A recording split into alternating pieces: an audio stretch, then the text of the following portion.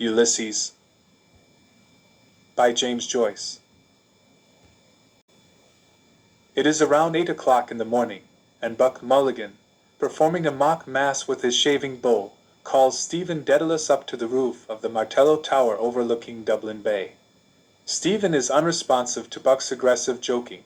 He is annoyed about Haynes, the Englishman whom Buck has invited to stay in the tower.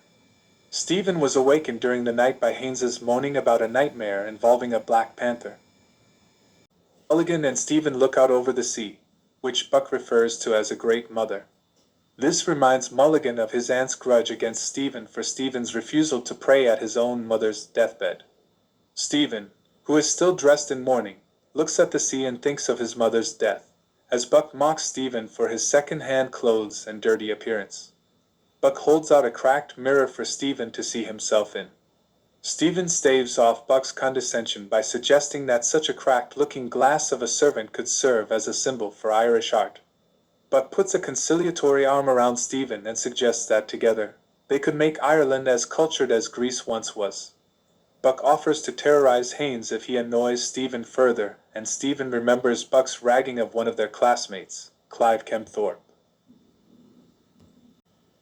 Buck asks Stephen about his quiet brooding, and Stephen finally admits to his own grudge against Buck. Months ago, Stephen overheard Buck referring to his mother as beastly dead. Buck tries to defend himself, then gives up and urges Stephen to stop brooding over his own pride. Buck goes down into the tower singing, unknowingly, the song that Stephen sang to his dying mother. Stephen feels as though he is haunted by his dead mother or the memory of her. Buck calls Stephen downstairs for breakfast. He encourages Stephen to ask Haynes, who is impressed with Stephen's Irish wit, for money, but Stephen refuses. Stephen goes down to the kitchen and helps Buck serve breakfast. Haynes announces that the milkwoman is approaching. Buck makes a joke about old Mother Grogan making tea and making water, urine, and encourages Haynes to use it for a book of Irish folk life. The milkwoman enters, and Stephen imagines her as a symbol of Ireland. Stephen is silently bitter that the milkwoman respects Buck, a medical student, more than him. Haynes speaks Irish to her, but she does not understand and thinks he is speaking French. Buck pays her, and she leaves. Haynes announces his desire to make a book of Stephen's sayings, but Stephen asks if he would make money off it. Haynes walks outside, and Buck scolds Stephen for being rude and ruining their chances of getting drinking money from Haynes. Buck dresses and the three men walk down toward the water. On the way, Stephen explains that he rents the tower from the Secretary of State for War. Haynes asks Stephen about his Hamlet theory, but Buck insists it wait until they have drinks later. Haynes explains that their Martello Tower reminds him of Hamlet's Elsinore. Buck interrupts Haynes to run ahead, dancing and singing the ballad of Joking Jesus. Haynes and Stephen walk together. As Haynes talks, Stephen anticipates that Buck will ask Stephen for the key to the tower for which Stephen pays the rent. Haynes questions Stephen about his religious beliefs. Stephen explains that two masters, England and the Catholic Church, stand in the way of his free thinking, and a third master, Ireland, wants him for odd jobs. Trying to be conciliatory about Irish servitude to the British, Haynes weakly offers, "It seems history is to blame." Haynes and Stephen stand overlooking the bay, and Stephen remembers a man who recently drowned. Haynes and Stephen walk down to the water where Buck is getting undressed, and two others, including a friend of Buck's, are already swimming. Buck talks to his friend about their mutual friend, Bannon, who is in Westmeath. Bannon apparently has a girlfriend. We learn later she is Millie Bloom. Buck gets in the water, while Haynes smokes, digesting. Stephen announces that he is leaving, and Buck demands the tower key and 2 pence for a pint. Buck tells Stephen to meet him at a pub, the Ship, at 12:30. Stephen walks away, vowing that he will not return to the tower tonight, as Buck, the usurper, has taken it over. Stephen is teaching a history class on Pyrrhus's victory. The class is not very disciplined. He drills the students, and a boy named Armstrong phonetically guesses that Pyrrhus was a peer. Stephen indulges him and expands on Armstrong's answer, calling a pier a disappointed bridge. He imagines himself subserviently dropping this witticism later for Haynes's amusement. Thinking of Pyrrhus's and Caesar's murders, Stephen wonders about the philosophical inevitability of certain historical events. Is history the fulfillment of the only possible course of events, or one of many?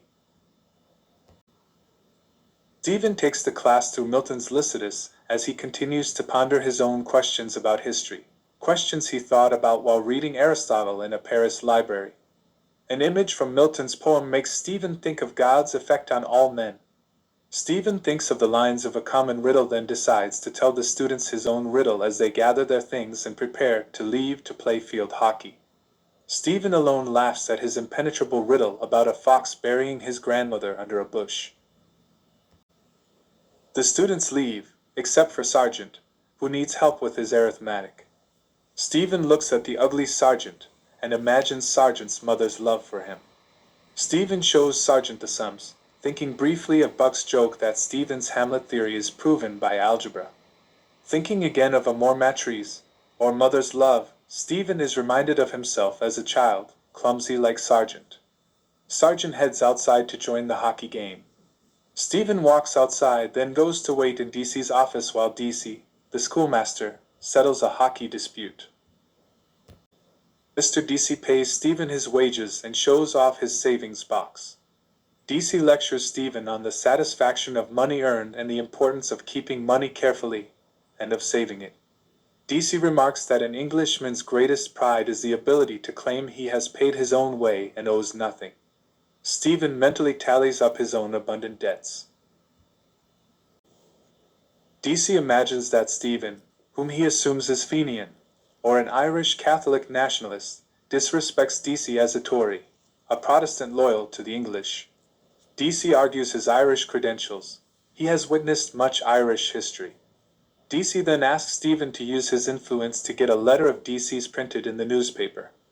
While he finishes typing it, Stephen looks around his office at the portraits of racehorses and remembers a trip to the racetrack with his old friend Cranley. Stephen hears shouts welcoming a goal scored on the hockey field. DC hands Stephen his completed letter, and Stephen schemes it. The letter warns of the dangers of foot and mouth cattle disease and suggests that it can be cured. It seems that DC resents the influence of those people who currently have power over the situation. He also seems to blame Jews for similar corruption and destruction of national economies. Stephen argues that greedy merchants can be Jewish or Gentile, but DC insists that the Jews have sinned against the light. Stephen remembers the Jewish merchants standing outside the Paris Stock Exchange. Stephen again challenges DC, asking who has not sinned against the light. Stephen rejects DC's rendering of the past, and states, "History is a nightmare from which I am trying to awake." Ironically, a goal is scored outside in the hockey game as DC speaks of history as the movement toward the goal of God's manifestation. Stephen counters that God is no more than a shout in the street. DC argues first that all have sinned, then blames woman for bringing sin into the world. He lists women of history who have caused destruction. DC predicts that Stephen will not remain at the school long, because he is not a born teacher. Stephen suggests that he may be a learner rather than a teacher. Stephen signals the end of the discussion by returning to the subject of DC's letter. Stephen will try to get it published in 2 newspapers. Stephen walks out of the school, pondering his own subservience to DC. DC runs after him to make one last jab against the Jews. Ireland has never persecuted the Jews because they were never let into the country. Stephen walks on the beach, contemplating the difference between the material world as it exists and as it is registered by his eyes. Stephen closes his eyes and lets his hearing take over. Rhythms emerge. Opening his eyes, Stephen notices 2 midwives, Mrs. Florence McCabe and another woman. Stephen imagines that one has a miscarried fetus in her bag. He imagines an umbilical cord as a telephone line running back through history through which he could place a call to Edenville. Stephen pictures Eve's navel-less stomach. He considers woman's original sin, and then his own conception.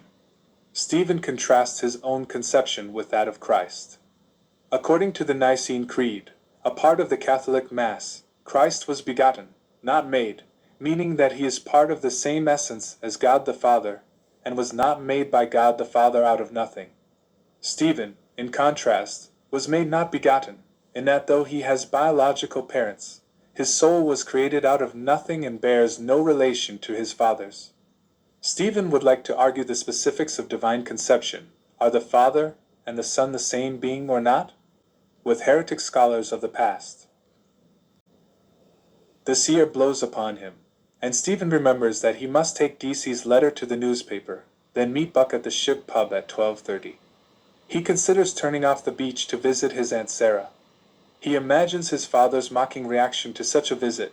His father is disgusted by his brother-in-law, Richie, who is Sarah's husband. Stephen imagines the scene if he were to visit. Richie's son Walter would let him in, and Uncle Richie, who has back trouble, would greet Stephen from bed. Coming out of his reverie, Stephen remembers feeling ashamed of his family when he was a child. This disgust for his family brings Jonathan Swift to mind. Swift's disgust for the masses is evidenced in his novel Gulliver's Travels by the noble Houyhnhnm horses and beastly Yahoo men. He thinks of Swift, with a priestly tonsured head, climbing a pole to escape the masses. Stephen thinks of priests all around the city and of the piety and intellectual pretensions of his youth. He notices he has passed the turn-off for Sarah's. Heading toward the pigeon house, Stephen thinks about pigeons, specifically, the Virgin Mary's insistence that her pregnancy was caused by a pigeon, as recorded in Leo Taxil's La Vie de Jesus. He thinks of Patrice Egan, the son of Kevin Egan, a wild goose, Irish nationalist in exile, whom Stephen knew in Paris. He remembers himself in Paris as a medical student with little money. He remembers arriving once at the post office too late to cash a money order from his mother. Stephen's ambitions for his life in Paris were suddenly halted by a telegram from his father, calling Stephen home to his mother's deathbed. He thinks back to Buck's aunt's insistence that Stephen killed his mother by refusing to pray at her deathbed. Stephen remembers the sights and sounds of Paris, and of Kevin Egan's conversations about nationalism, strange French customs, and his Irish youth. Stephen walks to the edge of the sea and back, scanning the horizon for the Martello Tower. He again vows not to sleep there tonight with Buck and Haynes. He sits on a rock and notices the carcass of a dog. A live dog runs across the beach, back to two people. Stephen imagines the beach scene when the first Danish Vikings invaded Dublin. The barking dog runs towards Stephen, and Stephen contemplates his fear of the dog. Considering various pretenders to crowns in history, Stephen wonders if he, too, is a pretender. He notices that the two figures with the dog are a man and a woman, cocklepickers. He watches as the dog sniffs at the carcass and is scolded by his master. The dog pisses, then digs in the sand. Stephen remembers his morning riddle about the fox who buried his own grandmother. Stephen tries to remember the dream he was having last night. A man holding a melon was leading Stephen on a red carpet.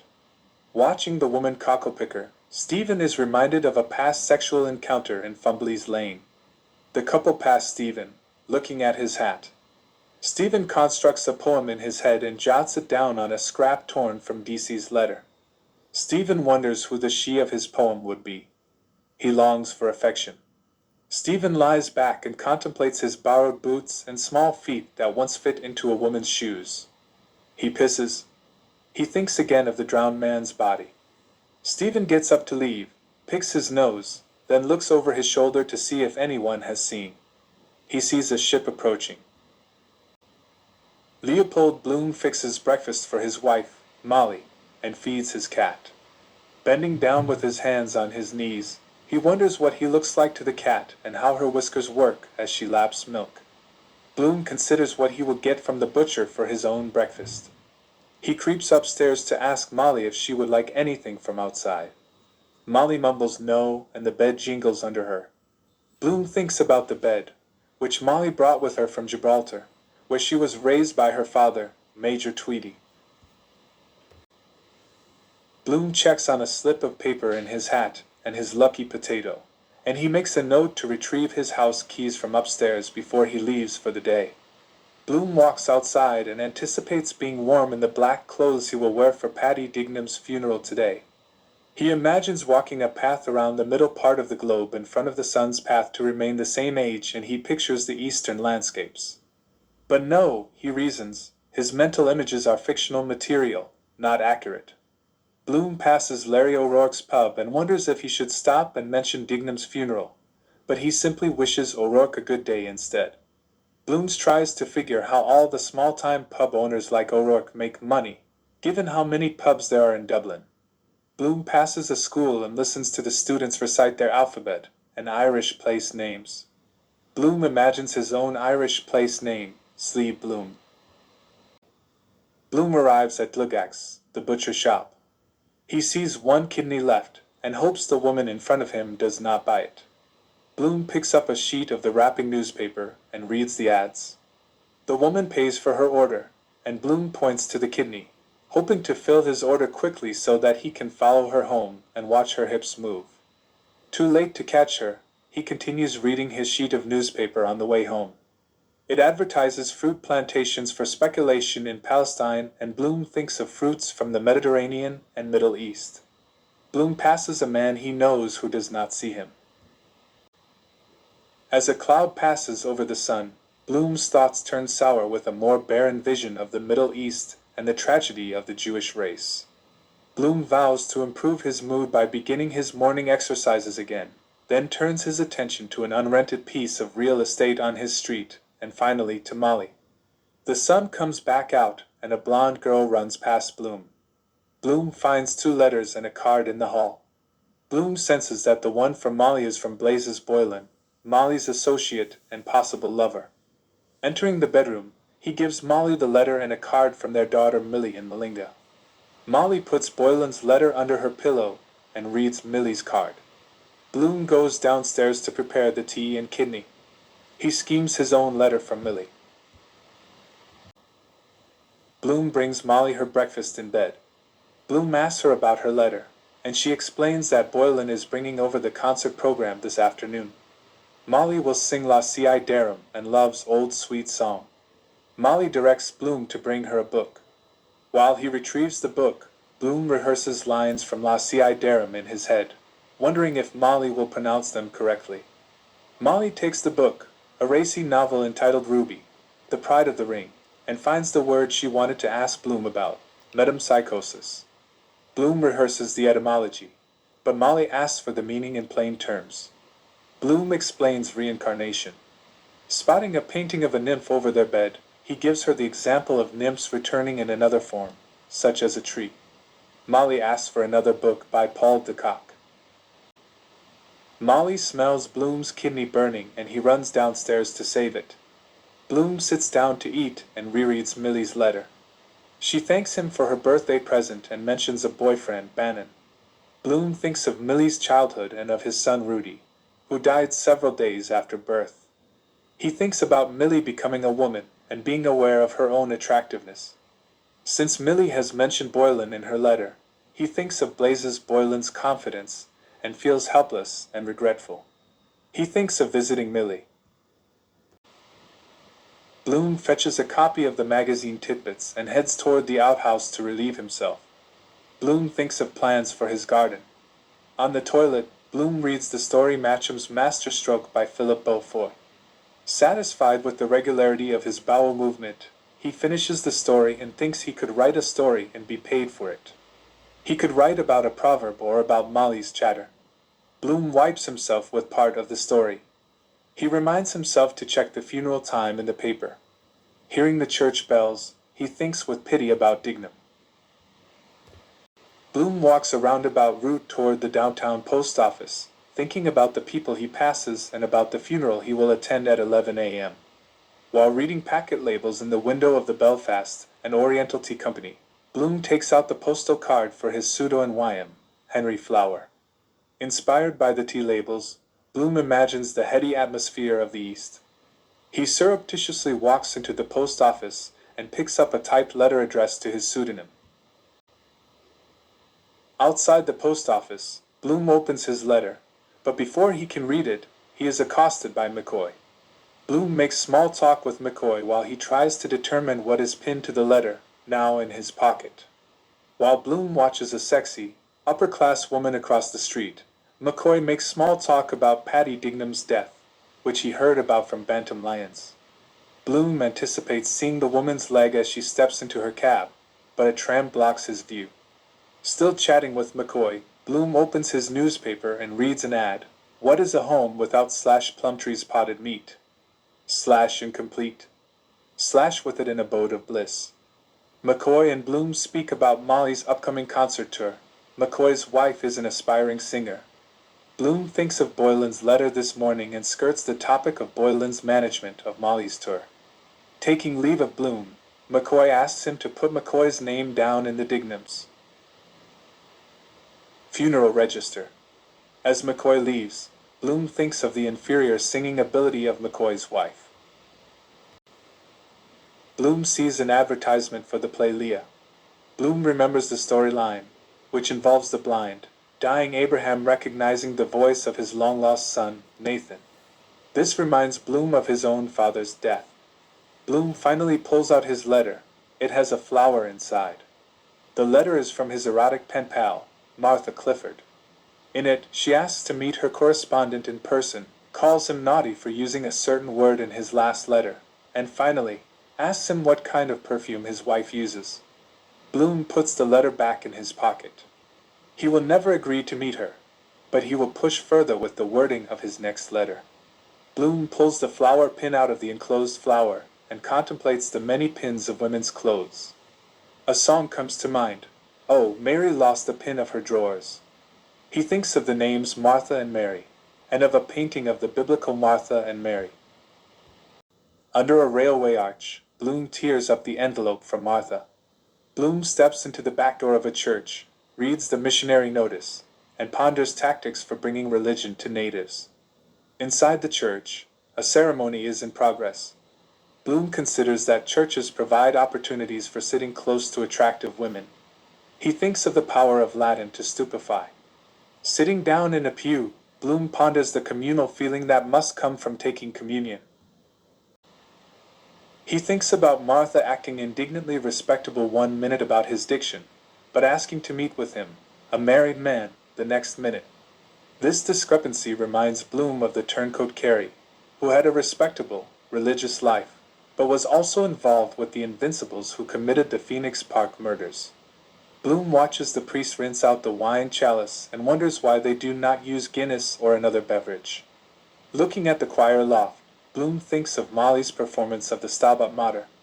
As the priest finishes the ceremony, Bloom admires the effectiveness of the institution of confession and the idea of reform. The Mass ended, Bloom gets up to leave before donations are requested. Bloom checks the time and heads towards Swenny's to order Molly's lotion, though he has left the recipe, along with his key, at home in his regular trousers. At the chemist's, Bloom thinks of alchemy and sedatives.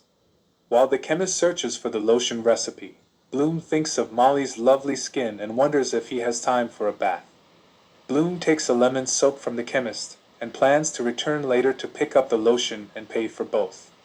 As he leaves the shop, Bloom runs into Bantam Lyons. Lyons asks to see Bloom's newspaper so he can check on a horse race. Bloom tells Lyons he can keep the paper since Bloom was only going to throw it away. Lyons, mistaking Bloom's statement for a tip on a racehorse, hands the paper back to Bloom, thanks him and rushes off.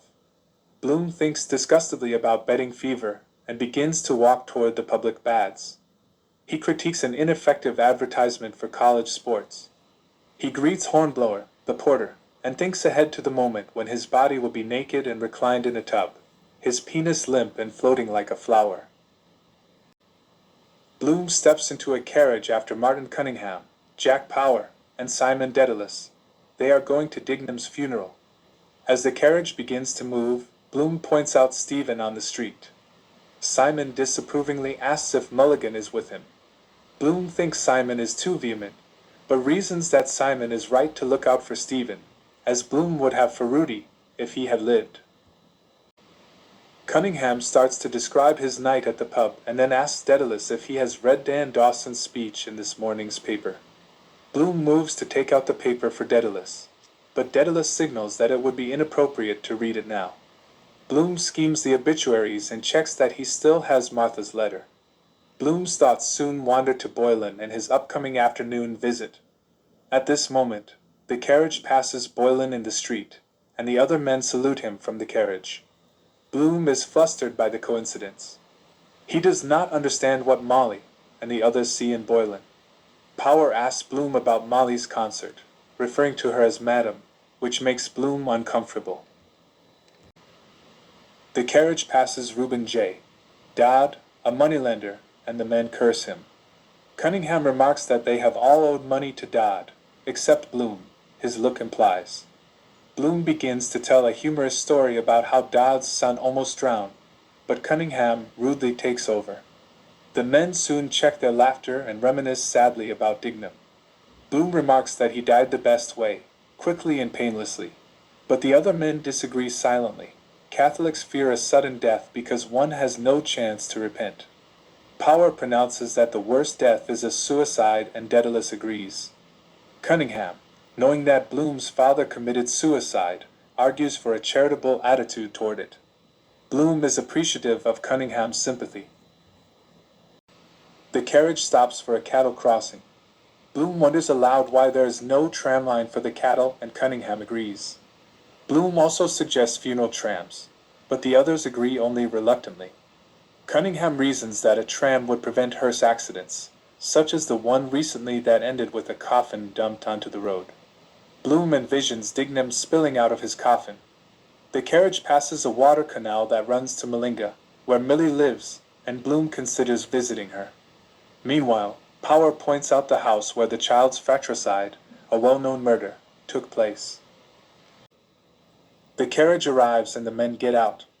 Trailing behind, Cunningham fills Power in about Bloom's father's suicide. Bloom asks Tom Kernan if Dignam was insured. Ned Lambert reports that Cunningham is taking up a collection for the Dignam children. Bloom looks on one of Dignam's sons with pity. They enter the church and kneel, Bloom last.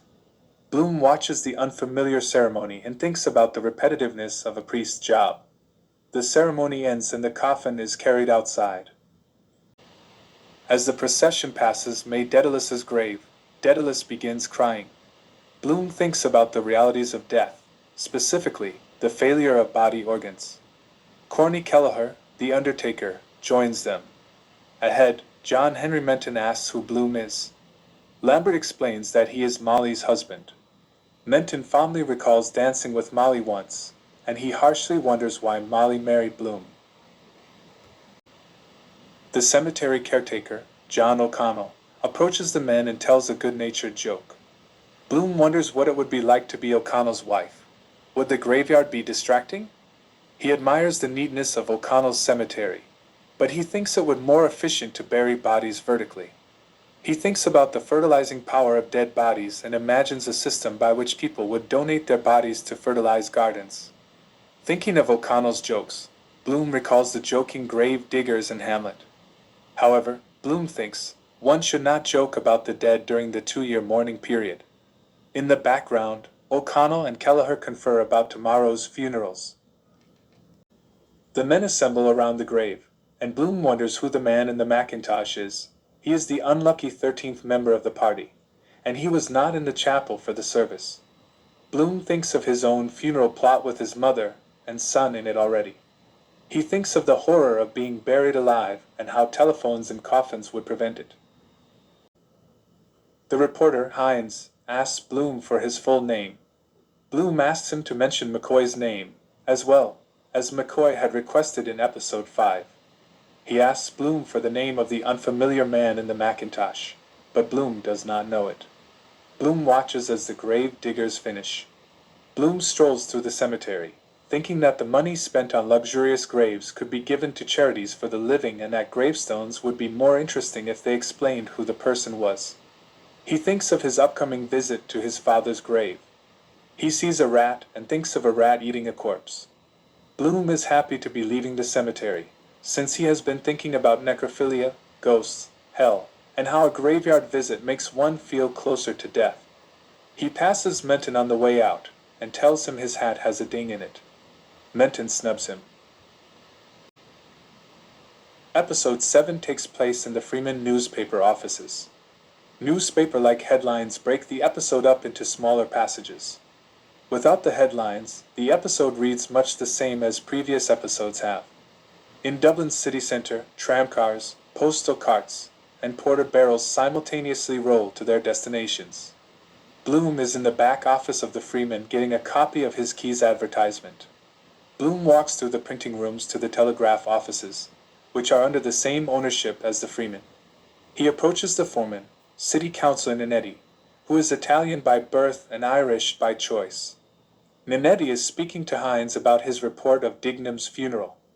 Hines owes Bloom 3 shillings, and Bloom tries to tactfully remind him about it, but Hines does not catch on. Over the noise of the presses, Bloom describes the new design for the Keys ad. 2 keys crossed, to evoke the independent Parliament of the Isle of Man and thus the dream of Irish Home Rule. Ninetti tells Bloom to get a copy of the design and to secure 3 months' advertisement from Keys. Bloom listens for a moment to the sound of papers shuffling through the printer, then walks toward the staff offices. Bloom watches the men typeset backward and thinks of his father reading Hebrew, from right to left. Bloom enters the Evening Telegraph office, where Professor Machew and Simon Dedalus are listening to Ned Lambert, who is mocking Dan Dawson's overwrought patriotic speech, reprinted in the morning newspaper. J.J. O'Malley enters and the doorknob bumps Bloom. Bloom remembers O'Malley's past as a promising lawyer. O'Malley now has money troubles. Lambert continues to mock Dawson's speech.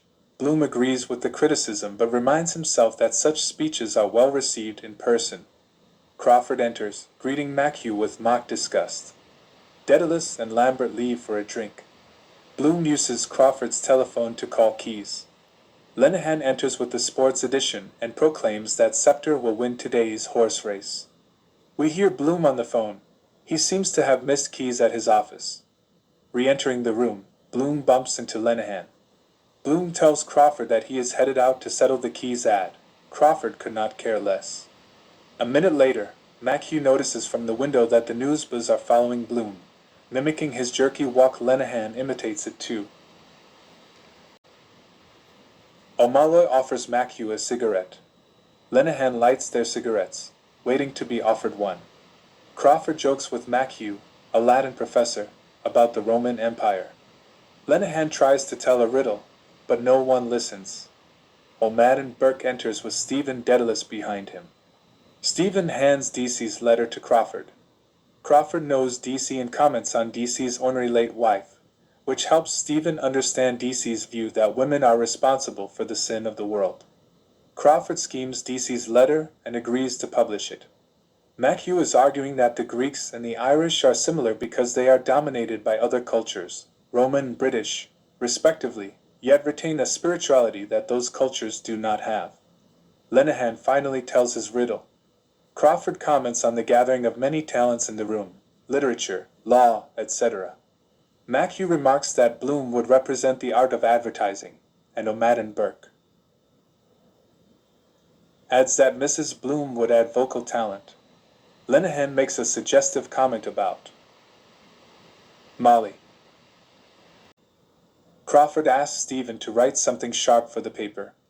Crawford recalls the great talent of Ignatius Gallagher, who reported on the 1882 Phoenix Park murders. The British Chief Secretary and Under-Secretary were killed. This recollection sparks many individual stories about the murders and the Invincibles, the group who claimed responsibility. Some of them were hanged, but others remain alive, such as Skin the Goat, a character who will appear later in Ulysses. Meanwhile, Machew answers the telephone. It is Bloom, but Crawford is too preoccupied with the conversation to speak with him. O'Malley tells Stephen that he and Professor McGinnis were speaking of Stephen. They are curious about Stephen's opinion of A.E., the mystical poet. Stephen resists the urge to ask what McGinnis said about him. Machew interrupts to describe the finest example of eloquence, John F. Taylor's speech at the Trinity College Historical Society debate over the revival of the Irish tongue. Mathew reenacts the speech, which equated the British, who threatened to culturally overwhelm the Irish, to the Egyptians, who threatened to completely assimilate the Jews. Stephen suggests they adjourn to a pub, and Lenihan leads the way. O'Malley holds Crawford behind to ask him for a loan. Stephen walks outside with Professor Mathew and tells Mathew a cryptic parable of two old virgins who go to the top of Nelson's Pillar to see the views of Dublin and eat plums. While Stephen tells his story, Crawford finally emerges outside and Bloom, on his way in, attempts to accost him on the front steps. Bloom wants approval for 2 months' renewal of the keys ad instead of 3. Crawford turns this offer down flippantly and returns to his conversation with O'Malley. He cannot lend O'Malley any money. Ahead, Stephen's story continues.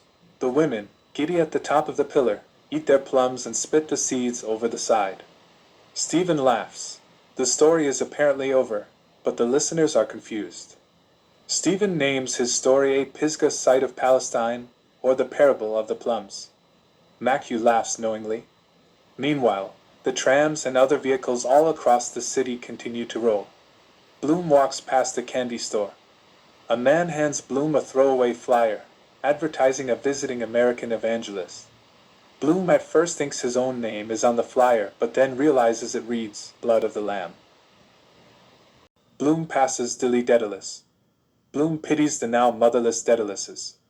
Dilly looks thin, and Bloom thinks about the inhumanity of the Catholic Church, which forces parents to have more children than they can feed. Bloom walks over O'Connell Bridge and tosses the throwaway over the side. He buys 2 Banbury cakes to feed the seagulls. He notices an advertisement on a rowboat in the harbor. He thinks about other effective places for ads, like placing a doctor's flyer about sexually transmitted diseases in a bathroom. Bloom suddenly wonders if Boylan has an STD. Bloom thinks of an astronomy concept that he never fully understood, parallax. Bloom remembers this morning's metempsychosis conversation. A line of men wearing advertising sandwich boards for Wisdom Hellies walk by. When Bloom worked at Hellies, his employers rejected his advertising idea of having women inside a transparent cart riding on Hellies stationery. Bloom tries to remember where he and Molly were living at that time. Bloom runs into Josie Breen, whom he once courted. She is now married to Dennis Breen, who is mentally off balance. Mr. Breen received an anonymous postcard this morning, which cryptically read, "Yippee up." Today, he is trying to take legal action against the joke. Bloom inquires after a mutual friend, Mina Purfa, who has been in labor at the maternity hospital for 3 days. As Bloom and Mrs. Breen talk, another Dublin crazy man sashays by, Cashel Boyle O'Connor Fitzmaurice Tisdall Farrell. Bloom continues on, past the Irish Times office. He remembers the newspaper ad he ran for a lady typist that attracted Martha. He had another application, Lizzie Twigg, but she offered A.E. as a reference, and thus seemed too literary, possibly ugly. His thoughts switched to Mina Purfa and her perpetual pregnancies. Passing a group of policemen, Bloom remembers watching a mounted policeman chase down a group of medical students who were shouting anti-British sentiments. Bloom guesses those medical students are probably now part of the institutions they were criticizing. He thinks about other turncoats, Carrie of the Invincibles and house servants who inform on their employers. A cloud blocks the sun, and Bloom thinks gloomily that the cycles of life, Dignam's death, Mrs. Purfa's birthing, are meaningless. A and a young, sloppily dressed woman, possibly Lizzie Twigg herself, pass Bloom. Passing an optician's shop, Bloom thinks again about parallax and eclipses. He experimentally holds up his little finger to blot out the sun. He remembers the night that he and Molly walked with Boylan under the moon. He wonders if Molly and Boylan were touching. Bloom passes Bob Doran, clearly on his annual drinking bender. Bloom thinks about how men rely on alcohol for social interaction. Overwhelmed by hunger, Bloom enters the Burton restaurant. Bloom is immediately disgusted by the spectacle of many ill-mannered men eating. He leaves and heads toward Davy Burns for a light snack instead. Bloom enters Davy Burns, and nosy Flynn greets him from the corner. Flynn asks about Molly and her upcoming singing tour. Flynn mentions Boylan, and Bloom is unpleasantly reminded of Boylan's impending visit to Molly. Flynn discusses the Gold Cup horse race. Bloom eats and is silently critical of Flynn. Bloom looks above the bar at the tins of food. He ruminates about food, odd types, poisonous berries, aphrodisiacs, quirky personal favorites. Bloom notices two flies stuck on the window pane. He warmly remembers an intimate moment with Molly on the hill on Howth. As Bloom lay on top of her, Molly fed him sea cake out of her mouth, and they made love. Looking back at the flies, Bloom thinks sadly of the disparity between himself then and now. Staring at the pleasing wood bar, Bloom contemplates beauty. He equates beauty with untouchable goddesses, such as the statues in the National Museum. He wonders if there's anything under the statue's robes and vows to sneak a look later today. Bloom finishes his wine and heads to the outhouse. Davy Byrne is curious about Bloom. Flynn begins gossiping. He reports on Bloom's career, his participation in the Freemasons, how rarely he is drunk, and his refusal to sign his name to any contracts. Paddy Leonard, Bantam Lyons, and Tom Rockford enter and order drinks. They discuss Lyons's Gold Cup race bet. Bloom walks back through the bar and out. Lyons whispers that Bloom gave him the tip. Out on the street, Bloom remembers to head toward the National Library to look up the Key's ad. Bloom escorts a blind man across an intersection. Bloom thinks of how the other senses of blind people are heightened, like touch. He wonders what it would be like to be blind. Bloom suddenly spots Boylan across the street. Panicked, he ducks into the gates of the National Museum. In the National Library Director's office, sometime after 1 p.m., Stephen casually presents his Hamlet theory to John Eglinton, a critic and essayist, a poet, and Lister, a librarian and Quaker. Stephen contends that Shakespeare associated himself with Hamlet's father, not with Hamlet himself. When the episode opens, Stephen is impatient with the older men's repetition of unoriginal, received wisdom on Shakespeare. John Eglinton puts Stephen in his place by mockingly inquiring about his own literary accomplishments, or lack thereof. From the corner, A expresses disdain for Stephen's Hamlet theory, maintaining that biographical criticism is useless because one should focus only on the depth expressed by the art. Stephen responds to Eglinton's mockery of his youth, pointing out that Aristotle was once Plato's pupil. Stephen shows off his knowledge of the philosopher's work. Mr. Best, the librarian, enters. He has been showing Douglas Hyde's love songs of Connaught to Haynes. A expresses his preference for Hyde's pastoral poems. Stephen continues with his theory by sketching a scene from Shakespeare's London. Shakespeare walks along the river to his own performance of Hamlet, where he plays not Hamlet but the ghost of Hamlet's father. Stephen contends that Hamlet thus corresponds to Shakespeare's dead son, Hamnet, and unfaithful Gertrude represents Shakespeare's adulterous wife, Anne Hathaway. He reiterates that a critic should focus on the work itself, not the details of the poet's personal life, such as his drinking habits or his debts.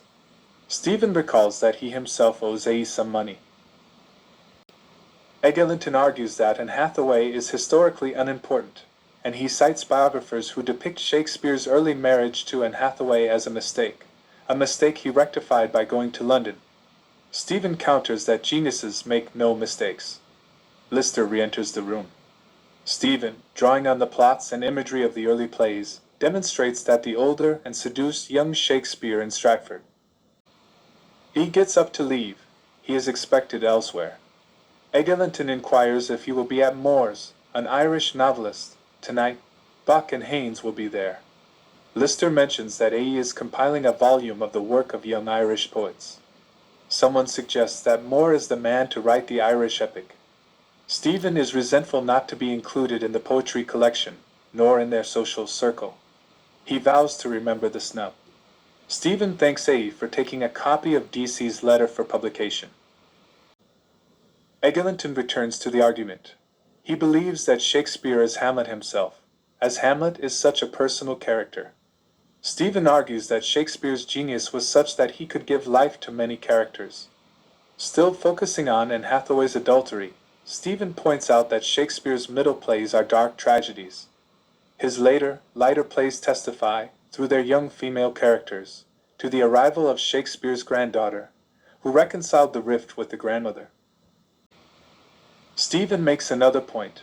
The ghost of Hamlet's father inexplicably knows the means of his own murder and of his wife's betrayal. Shakespeare has granted him this extraneous knowledge because the character is part of Shakespeare himself.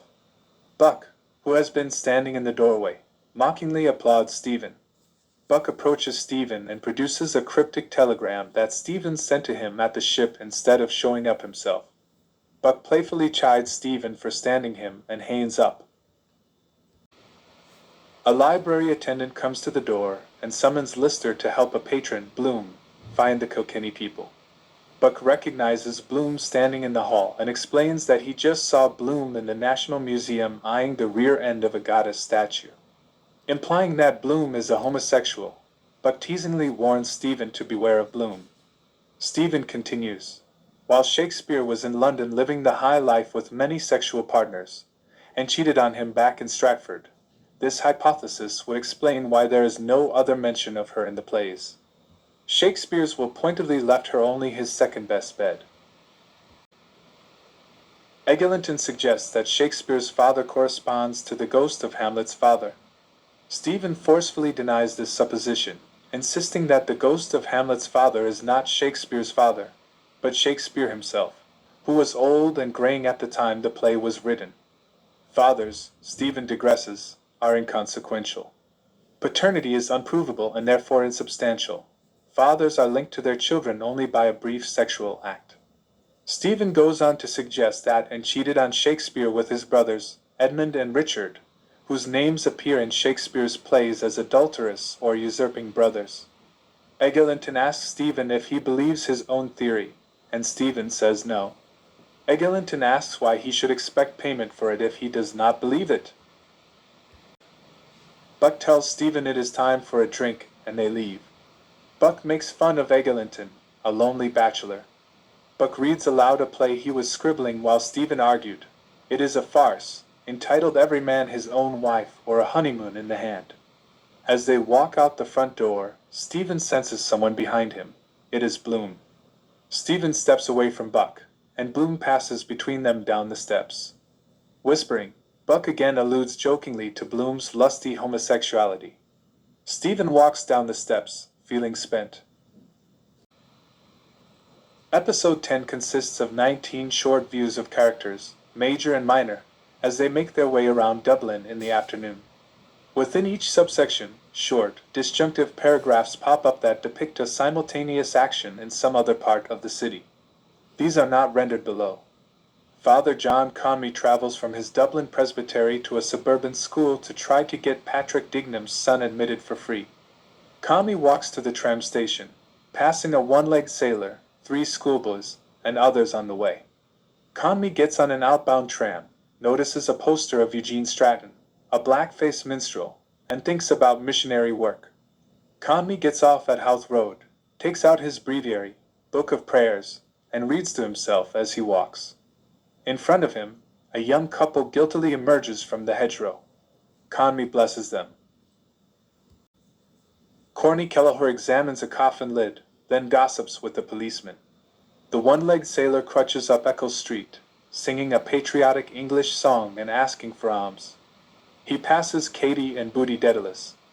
A woman's arm, Molly's, throws a coin out of a window for the sailor.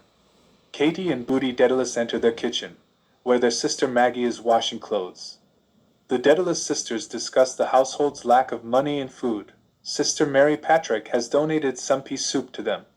Maggie explains that Dilly has gone to see their father, Simon Dedalus. The throwaway that Bloom threw into the river in episode 8 floats downriver. A shopgirl arranges a basket of food for Blazes Boylan. Boylan writes the delivery address and looks down the girl's shirt. He takes a red flower for his lapel and asks to use her telephone. Stephen meets his voice teacher, Almedano Ardifoni, in the street outside Trinity College. Ardifoni tries to persuade Stephen to pursue a music career in Dublin. Stephen is flattered. Artifoni runs to catch a tram. Miss Dunn, Blazes Boylan's secretary, puts away the novel she is reading. She daydreams about going out tonight. Boylan calls. Miss Dunn tells Boylan that Lenehan will be at the Ormond Hotel at 4 o'clock. Ned Lambert meets with J.J. O'Malloy and the Reverend Hugh C. Love to show the Reverend around St. Mary's Abbey, now Lambert's warehouse.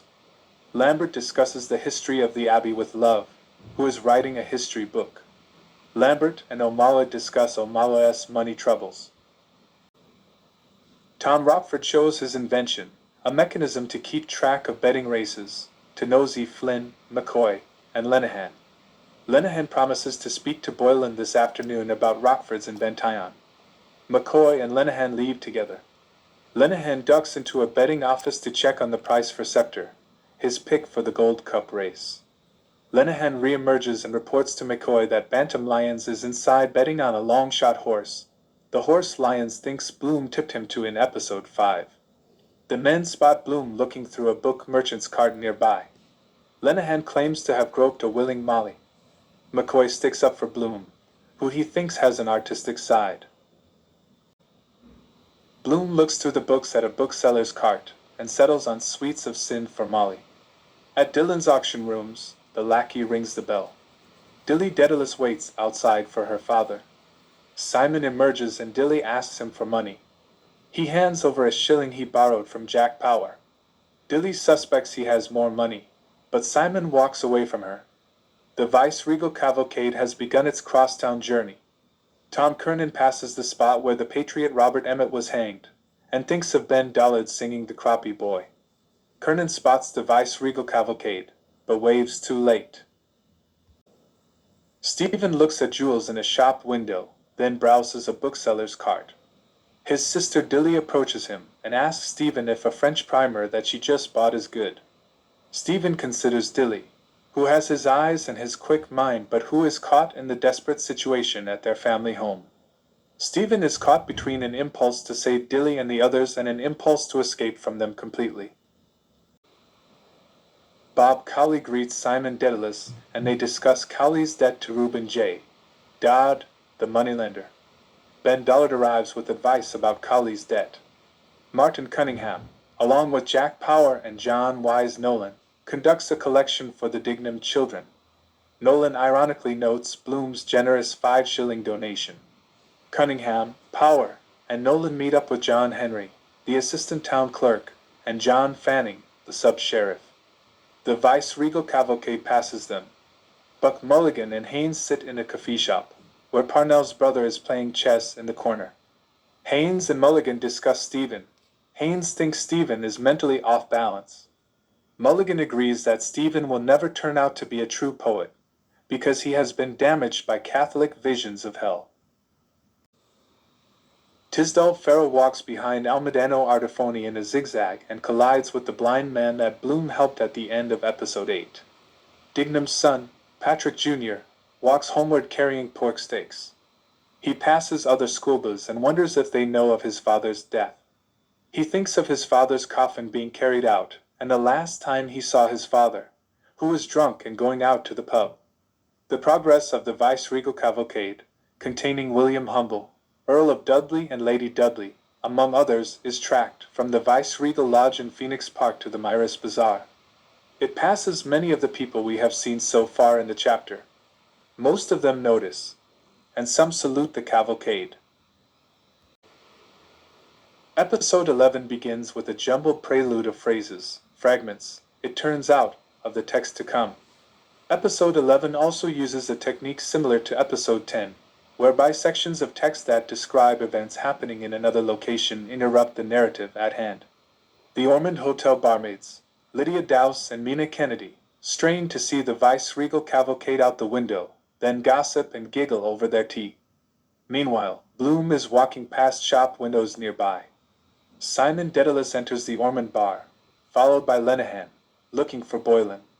The barmaids serve them drinks and discuss the blind piano tuner who tuned the Ormond piano earlier today. Dedalus tests out the piano in the saloon. Boylan arrives and flirts with Miss Kennedy while he and Lenehan await the wire results of the Gold Cup race. In the meantime, while buying notepaper to write to Martha, Bloom has noticed Boylan's jaunty car on Essex Bridge. Mindful of Boylan's fast approaching 4 o'clock rendezvous with Molly, Bloom decides to follow the car to the Ormond Hotel. Outside the hotel, Bloom runs into Richie Golding and agrees to have dinner with him inside. Bloom plans to survey Boylan. They sit down in the dining room. Boylan and Lenihan, leaving, pass Bob Cowley and Ben Dollard on their way in. In the dining room, Pat the waiter takes Golding's and Bloom's drink orders. Bloom hears the jingle of Boylan's car pulling away and nearly sobs with anxiety. In the saloon, Dedalus and Dollard reminisce about past vocal concerts, and the time Dollard had to borrow evening clothes from the Bloom's second-hand clothing shop for a performance. The men discuss Molly appreciatively. In the dining room, Bloom, too, is thinking about Molly as Pat serves dinner. Ben Dollard sings Love and War, and Bloom recognizes it from the dining room. He thinks of the night that Dollard borrowed evening wear from Molly's shop. In the saloon, Dedalus is encouraged to sing Mapari, the tenor's song from Martha. Golding reminisces about opera performances. Bloom thinks sympathetically about Golding's chronic back pain and unsympathetically about Golding's tendency to lie. In the saloon, Dedalus begins to sing Mapari. Golding recognizes Dedalus singing. Bloom thinks of Dedalus's vocal talent, wasted by drinking. Bloom realizes the song is from Martha, a coincidence, as he was just about to write to Martha Clifford. Touched by the music, Bloom reminisces about his first fateful meeting with Molly. The song ends to applause. Tom Kernan enters the bar. Bloom muses on the Dedalus-Golding falling out. Ruminating on the melancholy lyrics of Mapari, Bloom thinks about death and Dignam's funeral this morning. Bloom thinks to himself about the mathematics of music, and how Millie has no taste in music. Bloom begins writing a letter to Martha. He covers the page with his newspaper and tells Golding he is answering an advertisement. Bloom writes flirtatious lines and encloses a half-crown. Bloom feels bored with the correspondence. A recurring tap begins here. It is the tap of the blind piano tuner's walking stick. He is returning to retrieve his tuning fork. Bloom watches Miss Dowse flirt at the bar. Cowley plays the minuet of Don Giovanni.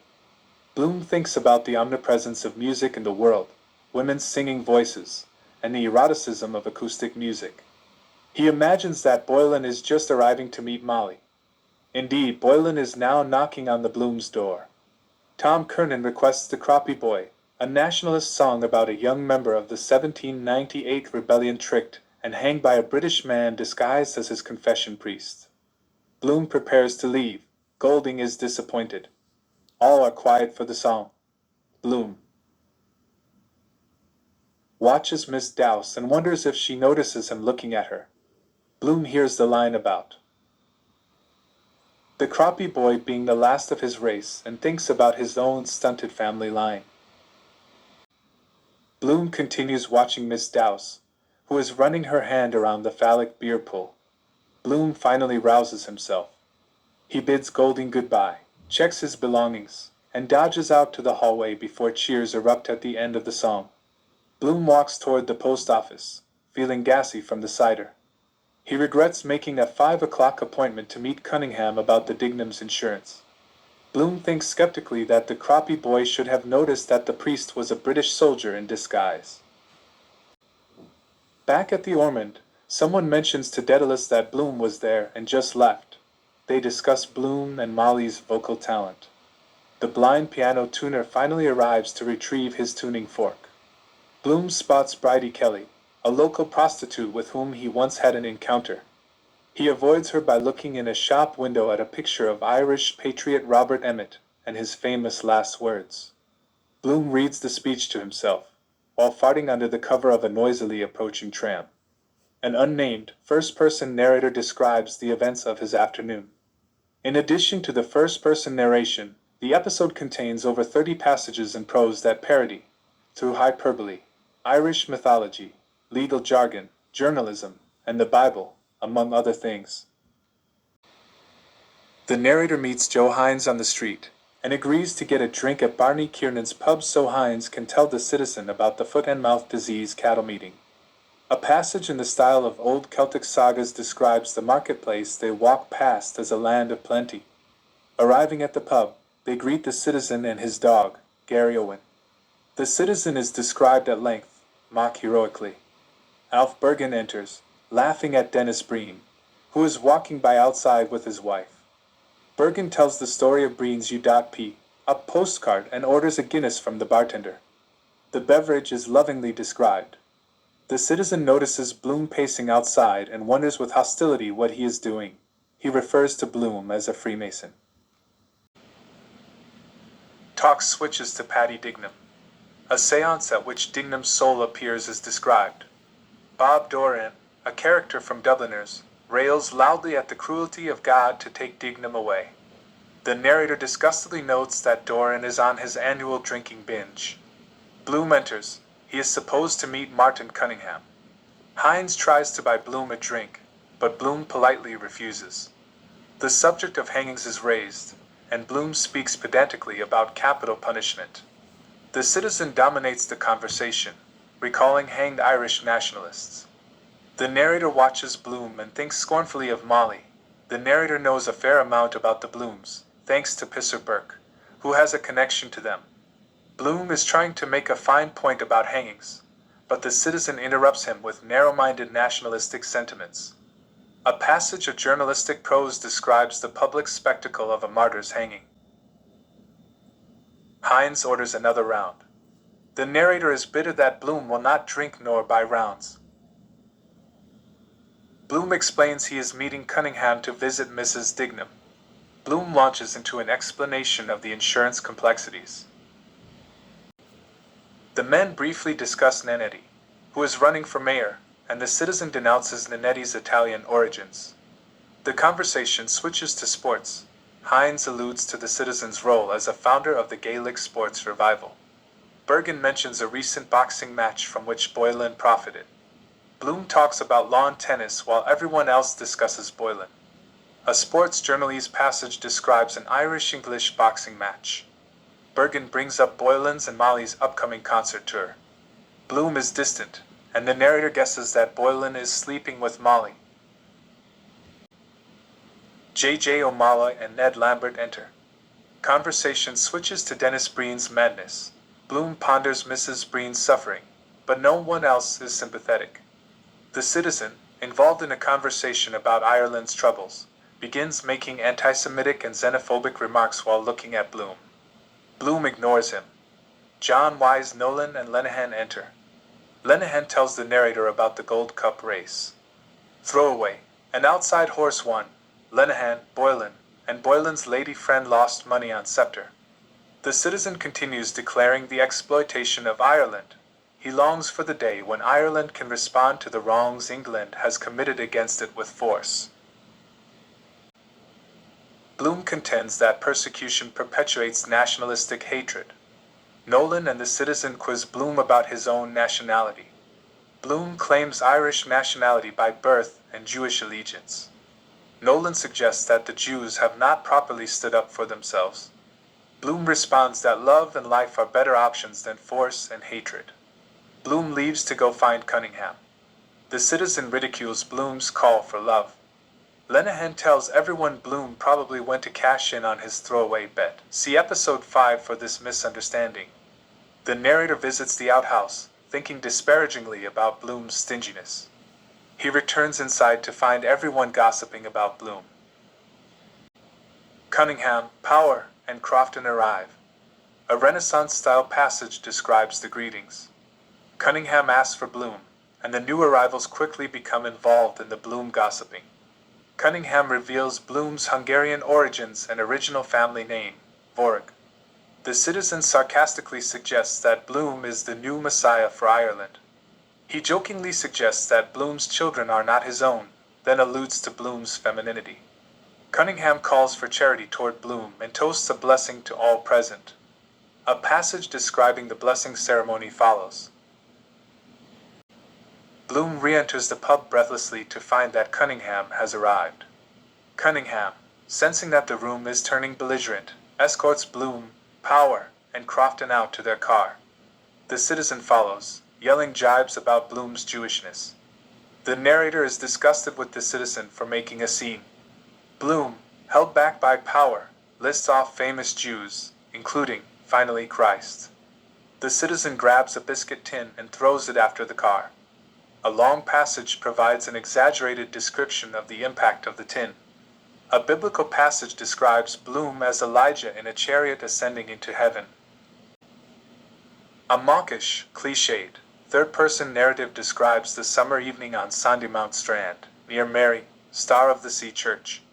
Bloom stands across the beach from three girlfriends, Sissy Caffrey, Eddie Boardman, and Gertie McDowell, and their charges, Sissy's twin toddler brothers and Eddie's baby brother.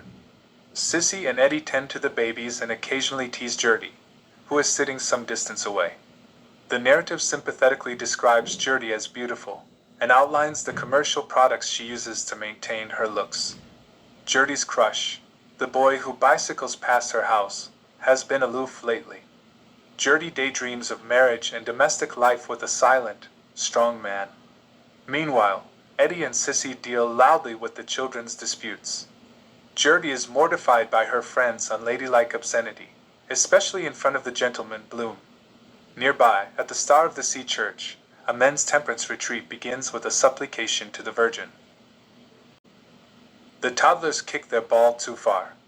Bloom picks it up and throws it back. The ball rolls to a stop under Gertie's skirt. Gertie tries to kick the ball to Sissy but misses. Gertie senses Bloom's eyes on her and notices his sad face.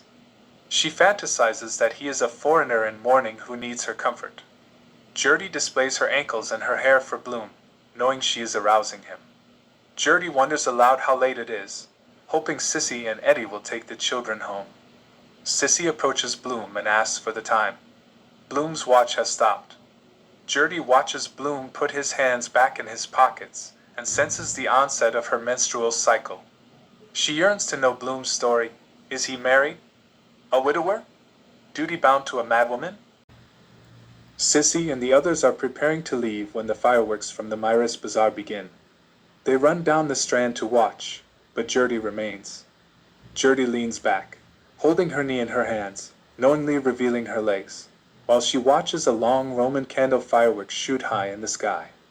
At the climax of the episode and Gertie's emotions, and Bloom's own orgasmic climax, we soon realize the Roman candle bursts in the air to cries of "Oh! Oh!" on the ground. As Gertie rises and begins to walk to the others, Bloom realizes that she is lame in one foot. He feels shock and pity, then relief that he did not know this when she was arousing him. Bloom ponders the sexual appeal of abnormalities, then women's sexual urges as heightened by their menstrual cycles. Remembering Gertie's two friends, he considers the competitiveness of female friendships, like Molly's with Josie Breen. Bloom remembers that his watch was stopped at 4:30, and he wonders if that is when Molly and Boylan had sex. Bloom rearranges his semen-stained shirt and ponders strategies for seducing women. Bloom wonders if Gertie noticed him masturbating. He guesses that she did, as women are very aware. He briefly wonders if Gertie is Martha Clifford. Bloom thinks about how soon girls become mothers, then of Mrs. Purefit at the nearby maternity hospital. Bloom ponders the magnetism that could account for his watch stopping when Boylan and Molly were together, perhaps the same magnetism that draws men and women together. Bloom smells Gertie's perfume in the air, a cheap smell, not like Molly's complex scent, a Popanax. Bloom smells inside his waistcoat, wondering what a man's smell would be. The scent of the lemon soap reminds him that he forgot to pick up Molly's lotion. A nobleman passes Bloom. Bloom wonders about the man and considers writing a story called The Mystery Man on the Beach. This thought reminds him of the Mackintosh man at Dignam's funeral. Looking at Howth Lighthouse, Bloom considers the science of light and colors, then the day he and Molly spent there. Now Boylan is with her. Bloom feels drained. He notices that Mass seems to be over. The postman makes his 9 o'clock round with a lamp. A newsboy cries the results of the Gold Cup race. Bloom decides to avoid going home just yet. He reconsiders the incident in Barney Kiernan's Perhaps the Citizen Meant No Harm. Bloom thinks about his evening visit to Mrs. Dignam. Bloom tries to remember his dream last night. Molly was dressed in Turkish breeches and red slippers. Bloom picks up a straight piece of paper, then a stick. Wondering if Gertie will return tomorrow, he begins to write her a message in the sand. I am a... but stops as there is not sufficient room. He erases the letters and throws the stick, which lands straight up in the sand. He decides to have a short nap, and his thoughts become muddled by sleep. Bloom dozes off as a cuckoo clock chimes in the priest's house nearby. The narrative technique of episode 14 is meant to represent the gestation of the English language. The prose styles of many different time periods, along with the styles of their most famous authors, are replicated and at times parroted in chronological order. Latinate prose, and then alliterative Anglo-Saxon, situate us at the Hollis Street Maternity Hospital, run by Sir Andrew Horne. Bloom arrives at the hospital gates, having come to check on Mrs. Purfa. Nurse Callan, an acquaintance of Bloom's, opens the gate and leads him inside. Their conversation about Mrs. Purfa, who has been in labor for 3 days, is described in moralizing medieval prose. The emergence of Dixon, a medical student, from a noisy room down the hall is described in medieval romance style. Dixon, who once treated Bloom for a bee sting, invites Bloom inside, where Lenehan, Crothers, Stephen, Punch Costello, and Medical. Students Lynch and Madden are boisterously gathered around a spread of sardines and beer.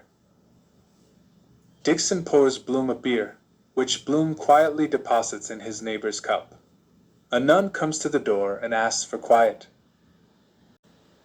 The men discuss medical cases in which the doctor must choose between saving the mother or the baby. Stephen discusses the religious aspect of this question, while others joke about contraception and sex. Bloom is somber, thinking of Mrs. Purf and of Molly's labor with Rudy.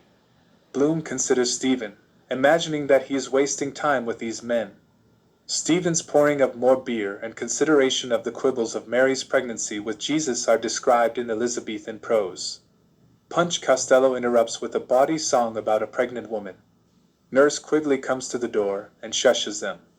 The men's teasing Stephen about the piety of his youth is described in early 17th century prose. A thunderclap erupts. Bloom notices that Stephen is truly frightened at this evidence of God's anger, and he attempts to calm Stephen by explaining the science of thunder. Buck Mulligan's meeting with Alec Bannon on the street nearby is described in 17th century diary style. Alec tells Buck about a girl he is dating in Malinga, Millie Bloom. The two men walk together to the hospital on Hollis Street. The good-for-nothing characters of Lenehan and Costello are described in the prose style of Daniel Defoe. The subject of DC's letter and cattle health is broached. A long, allegorical joke ensues about papal bulls, Henry VIII, and England's relationship to Ireland. Buck's arrival is described in Addison's and Steele's essay style. Buck jokes about his new occupation as a fertilizer for all female comers. A side conversation between Crothers and Bannon about Millie, and Bannon's intent to purchase contraception in Dublin, is described in Lawrence Stern style. The men euphemistically discuss different contraceptive methods. The 18th century style of Oliver Goldsmith follows. Nurse Callan summons Dixon. Mrs. Purfa has borne a son. The men licentiously discuss Nurse Callan. 18th century political prose style is used to describe Bloom's relief at the news of Mrs. Purfa's baby, and his disgust with the young men's manner. The satirical style of Junius queries Bloom's hypocritically self-righteous attitude toward the medical students. Edward Gibbon's style is used to describe the men's conversation about various topics related to birth, caesarean sections, fathers who die before their wives give birth, cases of fratricide, including the child's murder case, mentioned in episode 6, artificial insemination, menopause, impregnation by rape, birthmarks, Siamese twins. Gothic prose is employed to describe Buck telling a ghost story. Charles Lamb's sentimental style is utilized to describe Bloom reminiscing about himself as a young man, then feeling paternal toward the young men. The hazy, Hallucinatory style of Thomas de Quincey manifests the pessimistic turn Bloom's thoughts suddenly take. Walter Savage Landor's prose style is incorporated to describe how Lenihan and Lynch managed to offend Stephen by broaching the topics of his fruitless poetic career and his dead mother. Conversation switches to the Gold Cup race, then to Lynch's girlfriend Kitty. We learn that Lynch and Kitty were the couple caught by Father Kami this afternoon, in episode 10. 19th century historical and naturalist styles follow. The conversation turns to the mysterious causes of infant mortality. Charles Dickens's sentimental style is used to describe Mrs. Purfoy, joyous mother.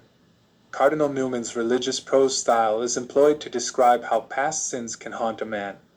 Walter Pater's aestheticist style follows.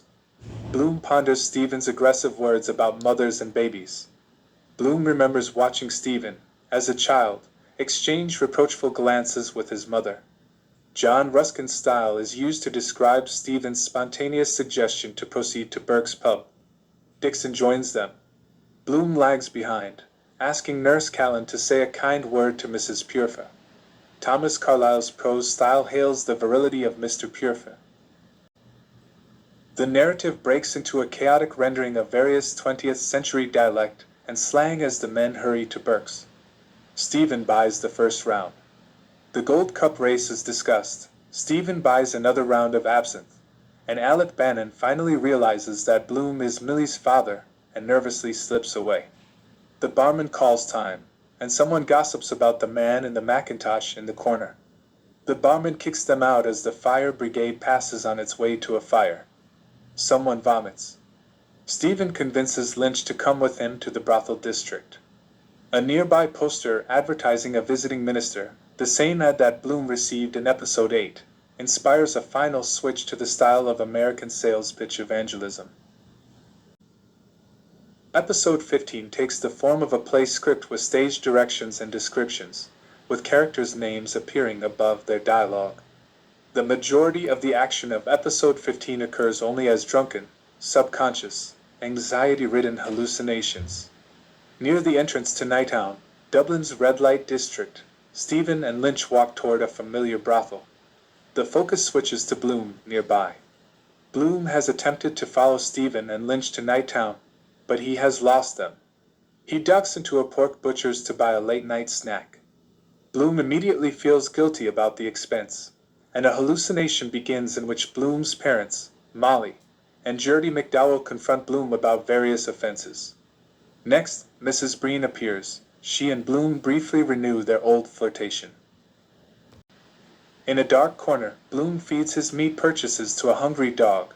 This suspicious-looking act engenders another hallucination in which two night watchmen question Bloom, who responds guiltily. Soon, Bloom is on public trial, accused of being a cuckold, an anarchist, a forger, a bigamist, and a bawd. Witnesses such as Miles Crawford, Philip Beaufoy, and Patty Dignam in dog form appear. Mary Driscoll, the former housemaid to the Blooms, testifies that Bloom once approached her for sex. The nightmarish scene ends as Bloom is approached by prostitute Zoe Higgins. Zoe guesses that Bloom and Stephen, both in mourning, are together. She tells him Stephen is inside. Zoe playfully steals Bloom's lucky potato from his pocket, then teases Bloom for lecturing her on the ills of smoking. Another fantasy ensues, in which Bloom's smoking lecture escalates into a campaign speech. Soon Bloom, backed by Irish and Zionists, is coronated as leader of the new Bloomism. The nationalist hallucination turns sour when Bloom is accused of being a libertine. Buck Mulligan steps forward and testifies about Bloom's sexual abnormalities, then pronounces Bloom a woman. Bloom gives birth to 8 children. The hallucination ends with the reappearance of Zoe. Only a second of real time has passed since she last spoke.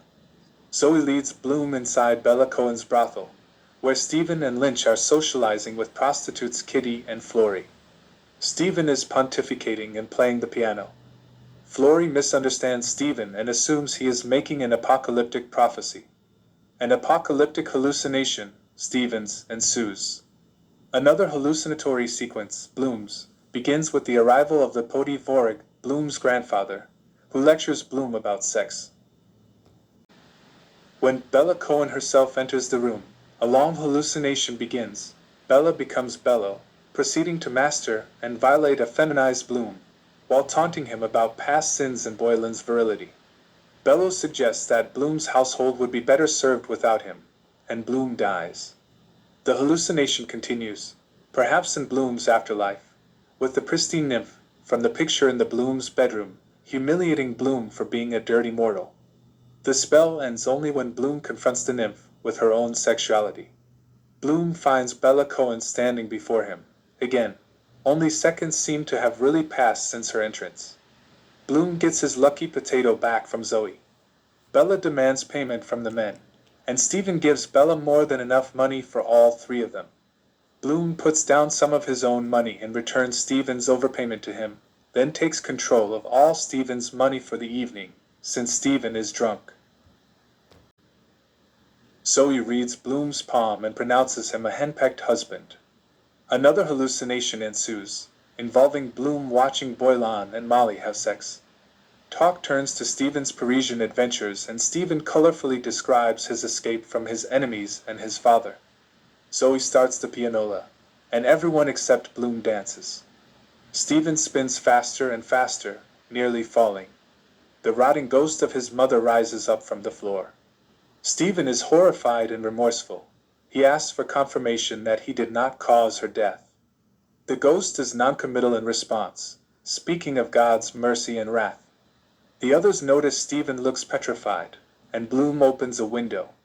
Stephen defiantly tries to dispel the ghost and his own remorse, proclaiming that he will stand alone against those who try to break his spirit. Stephen crashes his walking stick into the chandelier. Bella calls for the police, and Stephen runs out the door. Bloom quickly settles with Bella, then runs after Stephen. Bloom catches up with Stephen, who is surrounded by a crowd and is haranguing British Army private car about unwanted British military presence in Ireland. Stephen announces his own personal intent to mentally subvert both priest and king. Bloom tries to intervene. Carr, feeling his king has been insulted, threatens to punch Stephen. Edward VII, the citizen, the croppy boy, and old gummy granny, the personification of Ireland, appear to encourage the fight, though Stephen remains distasteful of violence. Lynch impatiently leaves. Stephen calls Lynch Judas, the betrayer. Carr knocks Stephen out. The police arrive. Bloom spots Corny Kelleher, who is close with policemen, and enlists his help with Simon's son. Kelleher satisfies the police and leaves. Alone in the street, Bloom bends over the barely conscious Stephen, as an apparition of Rudy, Bloom's son, appears. Bloom rouses Stephen and begins walking him to a nearby cabman's shelter for food. On the way, Bloom lectures Stephen about the dangers of Nighttown and drinking with friends who desert one. Stephen is silent. The men pass by Gumley, a friend of Stephen's father's. Further down, Stephen is accosted by a down-and-out acquaintance, Corley. Stephen half-seriously advises Corley to apply for Stephen's soon-to-be vacant post at DC's school, then gives him a half-crown. Bloom is appalled by Stephen's generosity. As they continue on, Bloom reminds Stephen that he has no place to sleep tonight himself now that Buck and Haynes have ditched him. Bloom suggests Stephen's father's house and reassures Stephen of Simon's pride in him. Stephen is silent, remembering a depressing home scene. Bloom wonders if he has misspoken in his criticism of Buck. Bloom and Stephen enter the cabman's shelter, the keeper of which is rumored to be Skin the Goat Fitzharris, the getaway car driver during the Phoenix Park murders. Bloom orders coffee and a roll for Stephen. A red-haired sailor asks Stephen what his name is, then if he knows Simon Dedalus. Bloom is confused by Stephen's non-committal response. When the sailor begins telling tall tales of Simon Dedalus, Bloom assumes it must be a coincidence. The sailor introduces himself as D.B. Murphy and begins telling travel stories. He passes around a picture postcard of tribal women. Bloom notes suspiciously that the addressee's name is not Murphy. The sailor's tales remind Bloom of his own unambitious travel plans, and of the untapped market of affordable travel for the average man. The sailor describes seeing an Italian knife a man in the back. At the mention of knives, someone brings up the Phoenix Park murders. Silence descends as the clientele think about the Park murders and glance surreptitiously at the keeper. Murphy shows off his tattoos, an anchor, the number 16, and a profile of Antonio, a friend who was later eaten by sharks. Bloom notices Bridie Kelly standing outside and ducks his head in embarrassment. Seeing her leave, Bloom lectures Stephen about disease-ridden prostitutes. Stephen shifts the conversation from traffic and sex to traffic in souls. A confused discussion ensues. Bloom talks about simple gray matter, and Stephen talks about theological debates about souls. Bloom urges Stephen to eat and brings their conversation back to the sailor's tale about the Italian knifer. Bloom agrees that Mediterraneans are hot-tempered and mentions that his wife is half Spanish. Meanwhile, the other men discuss Irish shipping. The keeper insists England is draining Ireland's riches. Bloom thinks a break with England would be foolish, but he wisely keeps silent. He describes to Stephen the similar scene with the citizen, and his own comeback about Christ also being a Jew, though Bloom reassures Stephen that he, Bloom, is not actually a Jew. Bloom outlines his own antidote to the citizen's combative patriotism, a society in which all men worked and were rewarded with a comfortable income. Stephen is unenthusiastic, and Bloom clarifies that work in Bloom's Ireland would include literary labor. Stephen scoffs at Bloom's plan, which condescends to Stephen. Stephen arrogantly inverts this by insisting that Ireland is important because it belongs to him. Bloom silently excuses Stephen's impolite and possibly unstable behavior on account of his drunkenness or his difficult home life. Bloom thinks again about the providence of their meeting, and imagines writing a tidbits piece entitled My Experiences in a Cabman's Shelter. Bloom's eyes wander the Evening Telegraph, including an item about Throwaway's Gold Cup victory and one about Dignam's funeral, in which Stephen's name and Mintosh are listed as attendees and his own name is misspelled as L. Boom. Stephen looks for DC's letter. Conversation in the shelter switches to Parnell and the possibility that he is not dead but merely exiled. Bloom thinks of the time he returned Parnell's dropped hat to him in a crowd. Bloom meditates on the theme of the long-lost returned or an impersonator claiming to be the long-lost. Meanwhile, the keeper aggressively blames Kitty O'Shea, Parnell's married mistress, for Parnell's downfall. Bloom's sympathies are with O'Shea and Parnell. Kitty O'Shea's husband was obviously inadequate. Bloom shows Stephen a picture of Molly. Bloom silently hopes Stephen will abandon his prostitute habit and settle down. Bloom considers himself similar to Stephen, remembering his own youthful socialist ideals. Bloom, his head full of plans for them both, invites Stephen to his house for a cup of cocoa. Bloom pays the bill for Stephen's uneaten fare, and he takes Stephen's arm, as Stephen still seems weak. They begin walking home and chat about music, then usurpers and sirens. Stephen sings an obscure song for Bloom, who considers how commercially successful Stephen could be with his vocal talent. The episode ends with a street sweeper's view of the two men walking arm in arm into the night.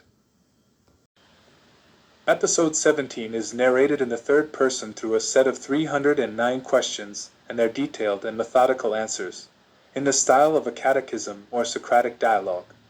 Bloom and Stephen walk home chatting about music and politics. Arriving home, Bloom is frustrated to find that he forgot his key. He jumps over the fence, enters through the kitchen, and reemerges at the front gate to let Stephen in. In the kitchen, Bloom puts the kettle on. Stephen declines Bloom's offer to wash, as Stephen is a hydrophobe.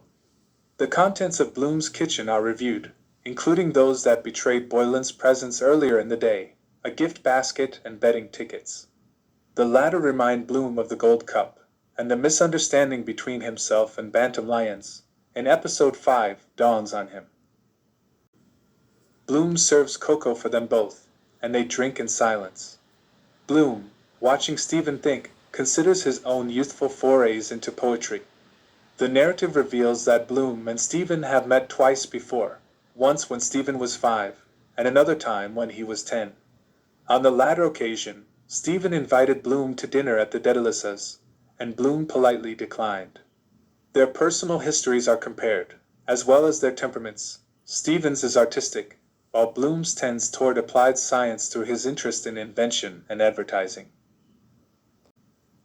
The two men trade anecdotes, and Bloom considers the possibility of publishing a collection of Stephen's stories.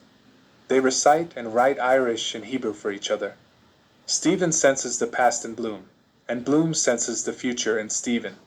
Stephen goes on to chant the anti-Semitic medieval story of Little Harry Hughes, in which a Christian boy is beheaded by a Jew's daughter. Stephen's exposition of the story suggests that he could see both himself and Bloom as the Christian child of the story.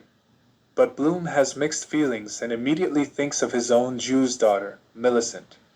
Bloom remembers moments from Millie's childhood and, thinking of a potential union between Stephen and Millie, or Molly, invites Stephen to stay the night. Stephen gratefully declines. Bloom returns Stephen's money to him, rounded up 1 pence, and suggests a variety of future interactions. Stephen seems noncommittal, and Bloom becomes pessimistic. Stephen seems to share Bloom's sense of dejection.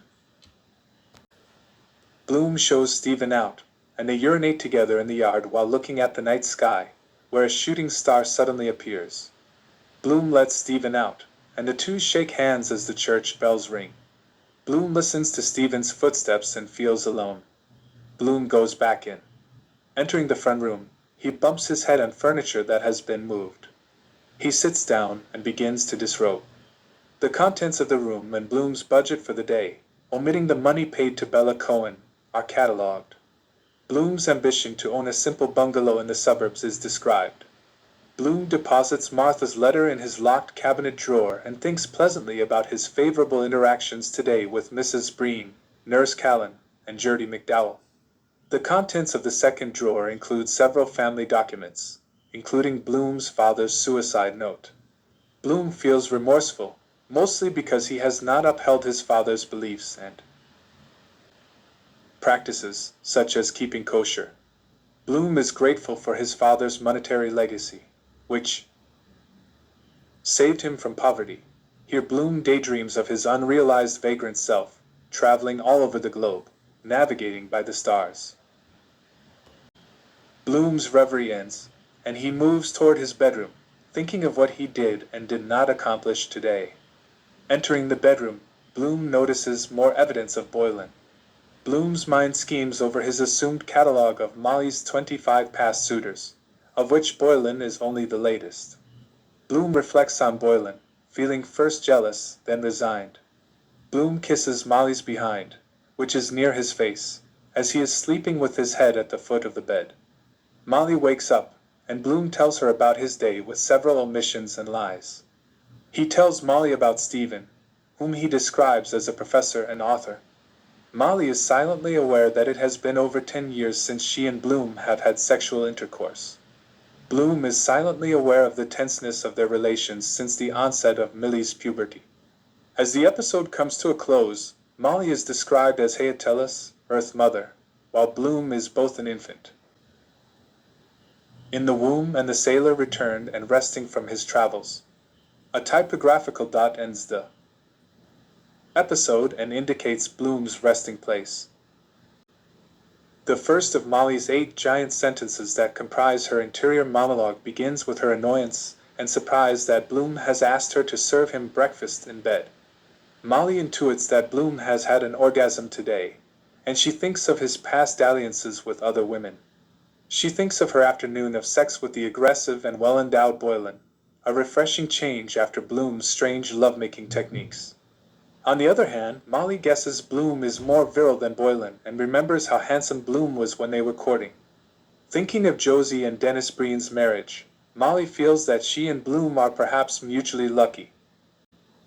In Molly's second sentence, she considers her various admirers: Boylan, who likes her feet; the tenor Bartell D'Arcy, who kissed her in church; Lieutenant Gardner, who died of fever in the Boer War. Molly ponders Bloom's underwear fetish. Aroused, Molly anticipates seeing Boylan on Monday and their upcoming trip to Belfast alone. Molly's thoughts turn briefly to the world of concert singing, annoyingly girlish Dublin singers, and Bloom's help with her career. Molly remembers Boylan's anger over Lenehan's lousy Gold Cup race tip. Molly thinks Lenehan is creepy. Considering future meetings with Boylan, Molly resolves to lose some weight and wishes she had more money to dress stylishly. Bloom should quit the Freeman and get lucrative work in an office. Molly remembers going to Mr. Cuff to plead for Bloom's job back after he was fired. Cuff stared at her breasts and politely refused. In her third sentence, Molly ponders beautiful female breasts and silly male genitalia. She thinks of the time Bloom suggested she pose naked for a photographer to make money. She associates pornographic pictures with the nymph picture that Bloom used to ineptly explain metempsychosis this morning. Back to breasts, she remembers how Bloom once suggested they milk her excess breast milk into tea.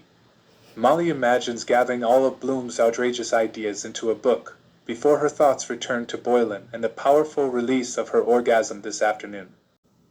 Molly's fourth sentence begins with a train whistle. Thoughts of the hot engine car lead her to thoughts about her Gibraltar childhood, her friendship there with Hester Stanhope and Hester's husband Wagger, and how boring her life was after they left. She had resorted to writing herself letters. Molly thinks of how Millie sent her only a card this morning and Bloom a whole letter. Molly wonders if Boylan will send her a love letter. Molly's fifth sentence begins with her recollection of her first love letter, from Lieutenant Mulvey, whom she kissed under the Moorish wall in Gibraltar.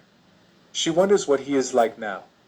Another train whistles, reminding Molly of Love's old sweet song and her upcoming performance. She is again dismissive of silly girl singers. Molly views herself as much more worldly. Considering her dark, Spanish looks which she inherited from her mother, Molly guesses that she could have been a stage star if she had not married Bloom. Molly shifts in bed to quietly release built-up gas, chiming with another train's whistle. In her sixth sentence, Molly's mind wanders from her Gibraltar girlhood to Millie. Molly does not like being alone in the house at night now. It was Bloom's idea to send Millie to Malinga to learn photography, because he sensed Molly and Boylan's impending affair.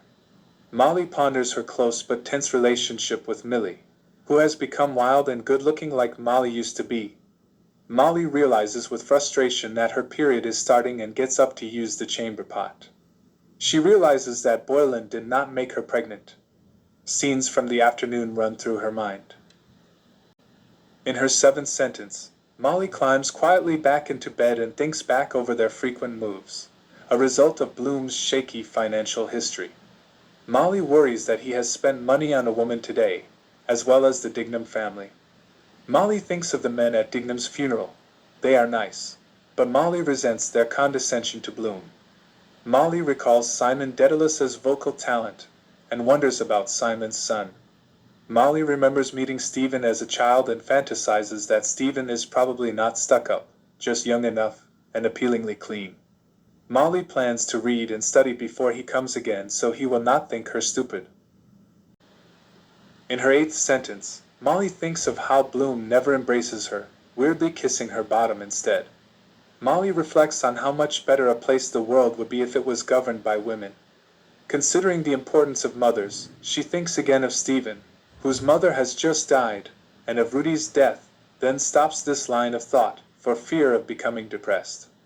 Molly imagines arousing Bloom tomorrow morning, then coldly telling him about her affair with Boylan to make him realize his culpability. Molly makes plans to buy flowers tomorrow, in case Stephen comes.